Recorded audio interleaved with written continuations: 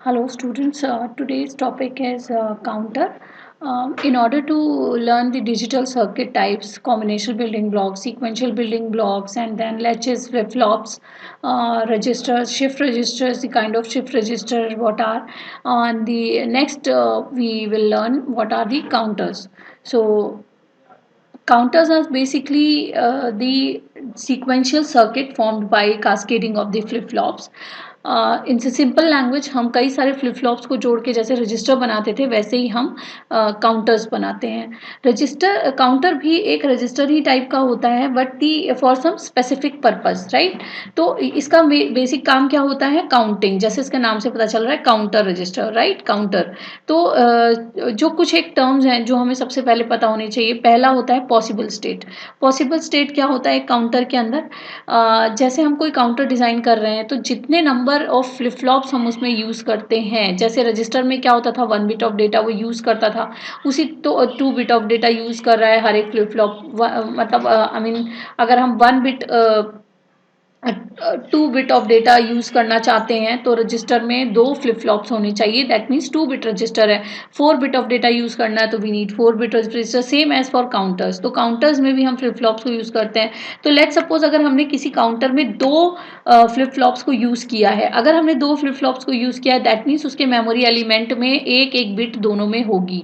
यानी कि हमारे पास क्या होगा कि पहले वाले में या तो 0 1 होगी और दूसरे काउंटर में भी या तो 0 1 होगी. तो दोनों काउंटर में जब हमारे पास 0 1 वैल्यू हो रही है तो फिर हमको देखना पड़ेगा कि कॉम्बिनेशंस क्या बन रहे हैं, right.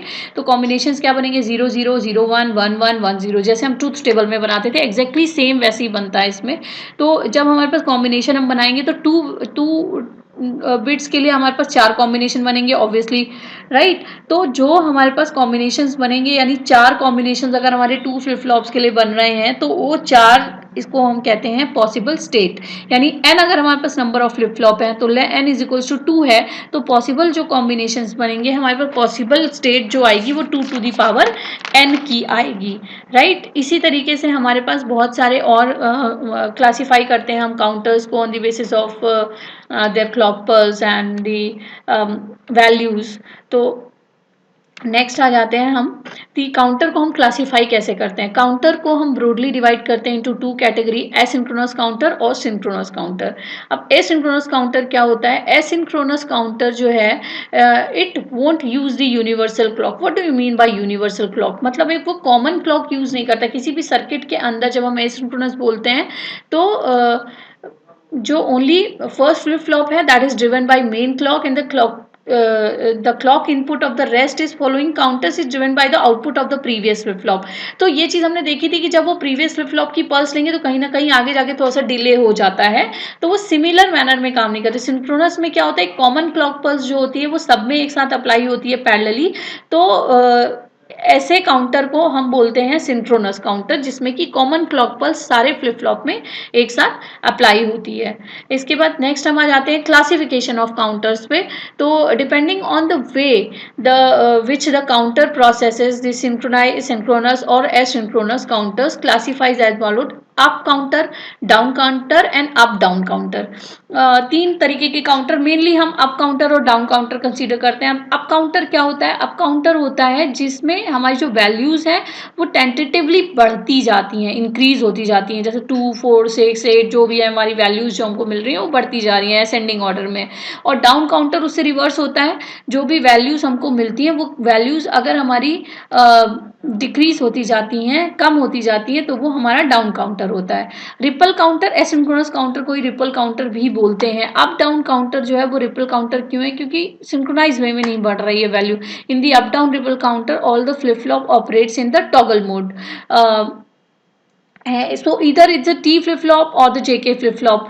The value depend on the like MSB और LSB की जो values हैं वो इस पे डिपेंड करेंगी कि आप कौन सा flip flop यूज़ कर रहे हैं. But the clock of every other flip flop is obtained by the Q and Q bar output of the previous flip flop. तो अप काउंटिंग मोड कैसे चलता है? जिसमें M/2 0 होता है और डाउन काउंटिंग मोड चलता है M/2 1 होता है. M/2 0 का मतलब है 0 से 1, 1 से 0 डाउन में. तो 0 से 1 क्या होता था? हमारा पॉजिटिव होता था, हाई लेवल होता था. और डाउन क्या होता था? डिक्रीजिंग यानी निगेटिव यानी लो लेवल हो जाता है, राइट। तो एग्जाम्पल में for 3 bit binary up down counter है। अब अगर 3 बिट बाइनरी हम काउंटर डिजाइन कर रहे हैं तो we need 3 flip flops, right. अब 3 फ्लिप फ्लॉप मतलब कि जो इसके कॉम्बिनेशंस बनेंगे हमारे पास वो कैसे बनेंगे, कॉम्बिनेशनल जब हम देखते हैं यहाँ पर तो फ्लिप फ्लॉप में जो वैल्यू इनपुट जा रही है क्यू और क्यू बार जा रही है क्योंकि अप डाउन काउंटर है, और यहाँ पर वाई हमारे पास क्या है, क्लॉक पल्स है, राइट। अब यहाँ पर जो हम जैसे हम 3 वेरिएबल की ट्रूथ टेबल बनाते थे सेम उसी तरीके से यहाँ पर हम कॉम्बिनेशन बना सकते हैं। देख रहे हैं आप कि 0 0 0 0 1 1 1 1 और 0 0 1 1 ऐसे ही हम 3 वेरिएबल की ट्रूथ टेबल बनाते थे, राइट। अब इसका आउटपुट जो है वो इस चीज़ पे डिपेंड करता है कि आपने कौन सा फ्लिप फ्लॉप यूज़ किया है। टी फ्लिप फ्लॉप के थ्रू हम इसके आउटपुट ले रहे हैं या जेके फ्लिप फ्लॉप के थ्रू ले रहे हैं।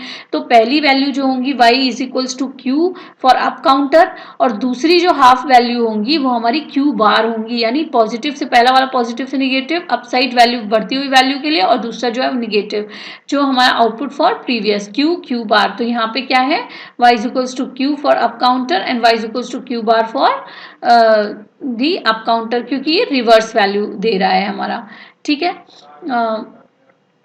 तो 2 बिट ट्रिपल काउंटर। अब कुछ एक टर्म्स और से जैसे मैंने आपको बताया mod N counter. Mod N counter क्या होता है, एन काउंटर क्या होते हैं, जितने नंबर ऑफ पॉसिबल स्टेट्स हमारे निकल करके आते हैं। 2 bit triple counter is called as mod 4 counter, 3 bit triple counter is called as mod 8 counter. So in general N bit of triple counter is called modulo N counter, जहां पर की mod number is equals to 2 to the power n होता है।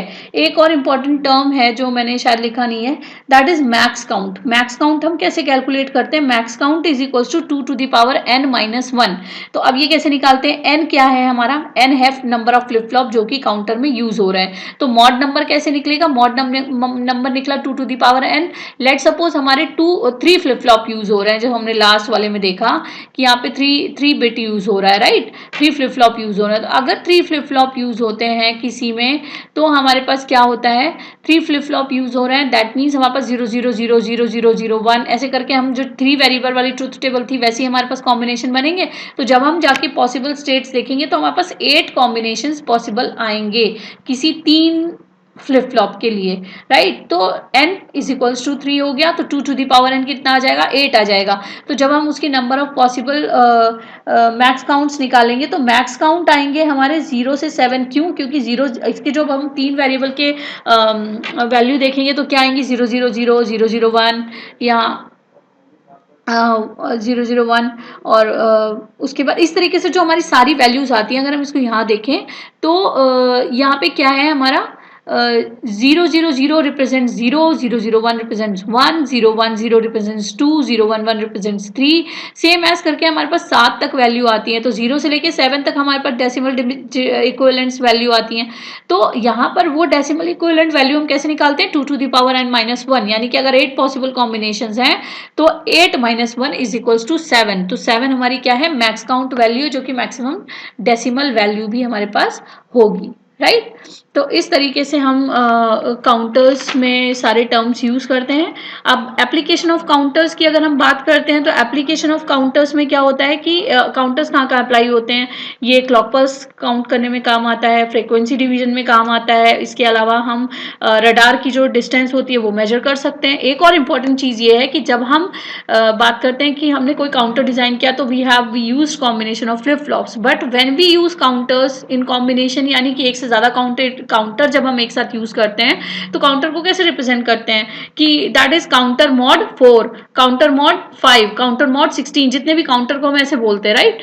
तो जब अगर हमारे पास पहला काउंटर जो है वो काउंटर मॉड m का है, दूसरा काउंटर मॉड n का है, तो जो हमारे पास वैल्यूज होती हैं वो आपस में मल्टीप्लाई हो जाती हैं मॉड की, यानी कि counter mod m into n will be the output, the mod value will be the multiplied, right. तो अगर काउंटर मॉड 2 है पहला, काउंटर मॉड 3 है दूसरा, तो क्या हो गया 2:3, यानी काउंटर मॉड 6 हमारे पास फाइनल काउंटर आउटपुट आएगा, राइट। इसके अलावा एक और चीज है कि डिकेड काउंटर किसे कहते हैं। Decade counter is a term जब हम 4 बिट का सिंपल कोई काउंटर डिजाइन करते हैं वो हमारा क्या बनता है, सिंपल 4 बिट काउंटर बनता है। सिंपल 4 बिट काउंटर जो होता है वो इनेबल क्लॉक पल्स के साथ हमारा बाइनरी को काउंटिंग में काम आता है, जबकि वही काउंटर जब डेसिमल को काउंट करता है तो हम उसको डिकेड काउंटर काउंटर कहते हैं. So that's all for this counter lecture. Thank you.